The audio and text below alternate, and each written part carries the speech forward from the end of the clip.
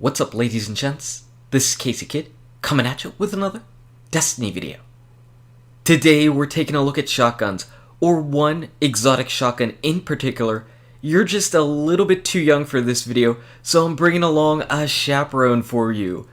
But ching, I can see people unsubbing, unsubscribed, dislike, hated, everybody's leaving. But this is an exotic shotgun. It came around for the Taken King, and there was quite a quest for this. And it's so funny because the actual first part of the quest was pretty much the thing that stopped most people from actually getting this gun. Except for when SRL came around. But we're going to touch on that probably in a future date. For right now, we're going to talk about this shotgun, which is definitely different from other shotguns that you've used because it does not fire off buckshots. It fires off one slug. So we're going to talk about what perks to put on it and how to just go about using this gun to its most effectiveness. It's a pretty cool looking gun. It's made by Tex Mechanica. That's right, the last word in First Curse, people. And it's got that trademark flip. And who doesn't love that stuff? But first things first, let's go ahead and take a closer look at the shotgun. Look at this thing. It's got the Texas hook'em horns up at the top. And let's take a look at its perks. You can see that it has stability for days, and none of your barrel options are really going to change your stats. The Roadborne can actually get triggered by your primary weapon or any weapon, so if you happen to go ahead and fire off and get a headshot with your Grasp of Malak, you can then go ahead and swap to the shotgun and have Roadborne active. Now, Snapshot versus Field Scout sounds like an interesting decision, but pick Field Scout, and we'll get to that in just a little bit, why you should definitely be picking Field Scout. As far as their Survivor, well, unfortunately this is pretty much a wasted perk. You're just never going to trigger this thing, and you're really never going to trigger it in PvP. But I said we wanted to talk about Snapshot versus Field Scout, and this is why you should go ahead and pick up Field Scout.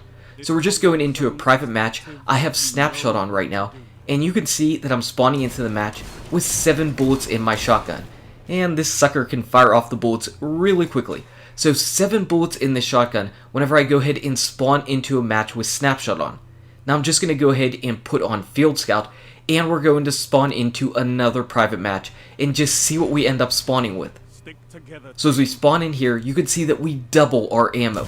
We have 14 shots of shotgun ammo, and that is a significant advantage. So definitely pick Field Scout all the time. Pick Field Scout. It's going to help you out a ton in PvP because you're going to start off with 14 shotgun shots.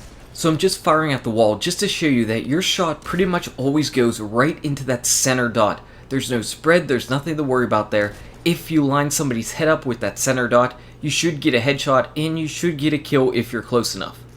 The last thing I'm trying to do is I'm trying to shoot at this wall from as far away and see how far away I can be and still make a mark on the wall. Because theoretically, if I can hit the wall and make an imprint, I should be able to deal out damage. So it looks like it's basically this far, which is ridiculously far away. But honestly, if you hit somebody from this far away, you're probably going to deal 1 damage, if anything. So don't think you're going to really be getting your range kills from that far away. And before we get into all the clips, sometimes whenever you're generating clips for your videos, you run into somebody that recognizes you. So what's up, Tony503, who ended up helping us clutch out this match. There you go, guy. Oh, what's going on? So the Chaperone. You don't use it like normal shotguns.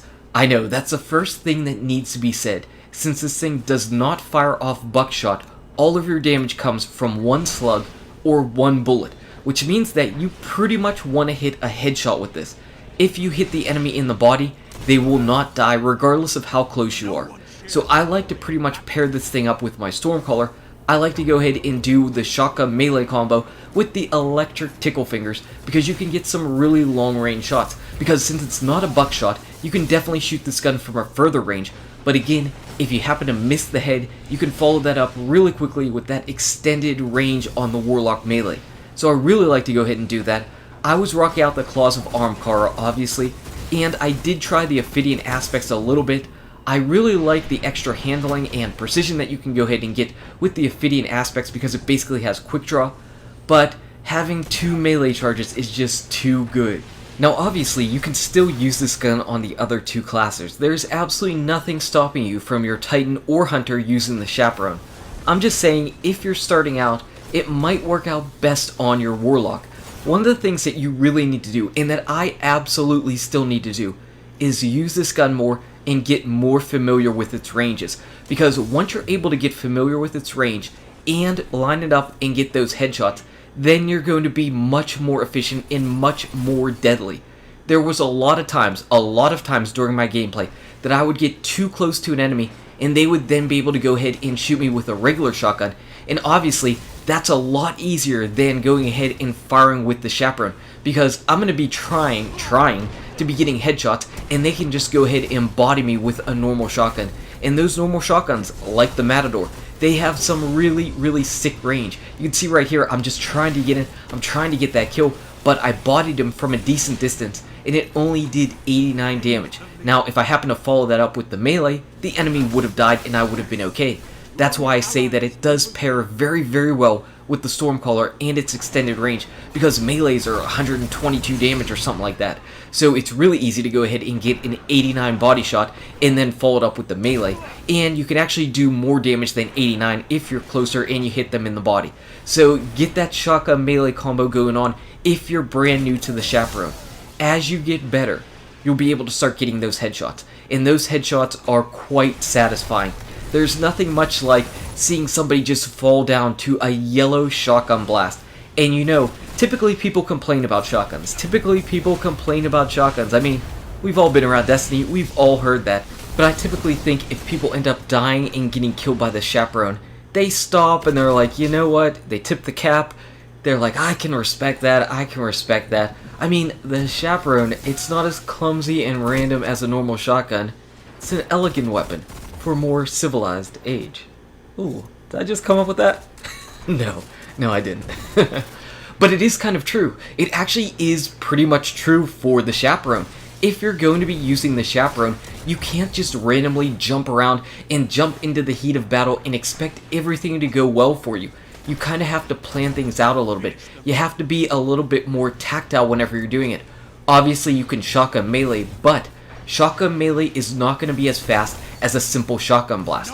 So if you're going in thinking, you know what, I can just shotgun melee with this gun, yes, you will get kills, but you'll often be getting trades, you'll often be dying whenever you're doing that, because all they need to do is fire off their shotgun once, while you need to fire off your shotgun and then melee afterwards. So you're going to be much better suited to learn the ins and outs of this gun and learn how to go ahead and get those headshots. That's something that I definitely still struggle with, and I really want to do. I really want to get comfortable with it, because I think the shotgun makes for some pretty amazing clips whenever you get that stuff going on. And right there, you could see the absolute power of having that reach advantage. The reach 1 of the Chaperone and the reach 2 of my electric tickle fingers. I was able to get that guy from a far distance. Not even with the longest range Matador would he have been able to one-shot kill me. So that's pretty cool. So that's why I think that if you can get really good with this thing, it's going to be one of those weapons that really helps you out. Fusion rifles help you to combat shotguns. I think this could be another shotgun counter. Yes, what am I saying? Fighting shotguns with shotguns? That's not going to change the game. But like I said, this gun's just a little bit different from normal shotguns, and I feel like it doesn't get the same stigma. I feel like this gun doesn't get the same shotgun stigma, where if you're using it, you're probably not going to be getting hate mail. Unless you're really absolutely amazing with it. Then you're going to be getting hate mail and people are going to be calling you a hacker and all that kind of stuff. But those are the type of hate mails I think you could deal with. So anyway, the Chaperone. 1. Have you guys ever picked up this gun? Did you finish up the quest? 2. If you have finished it up, have you used it at all? 3. If you haven't used it in a while, might you give it a try now?